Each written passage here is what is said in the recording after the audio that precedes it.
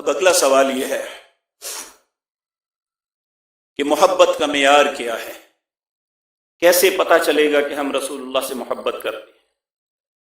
ہم اللہ کے پیارے حبیب صلی اللہ علیہ وسلم سے ہی اس بات کا سوال کرتے ہیں، اے اللہ کے پاک پیغمبر، آپ سے محبت کے علاوہ ایمان نہیں ہے، بلکہ اس سے بڑھ کے بات۔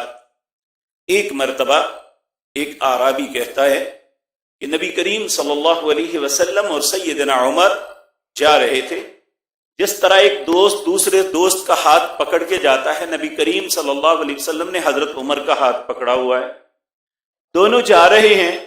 اچانک حضرت عمر عرض کرنے لگے، اے اللہ کے پیارے حبیب صلی اللہ علیہ وسلم، میں اپنی جان کے علاوہ کائنات کی ہر چیز سے زیادہ آپ سے محبت کرتا ہوں۔ اس کے جواب میں نبی کریم کیا فرماتے ہیں؟ عمر، ابھی ایمان مکمل نہیں ہوا۔ سیدنا عمر اسی وقت سمجھ گئے، کہنے لگے، اللہ کی قسم کھا کے کہتا ہوں، اب میں اپنی جان سے بھی زیادہ آپ سے محبت کرتا ہوں۔ آپ نے فرمایا، الآن یا عمر، عمر اب ایمان کی بات بنی ہے۔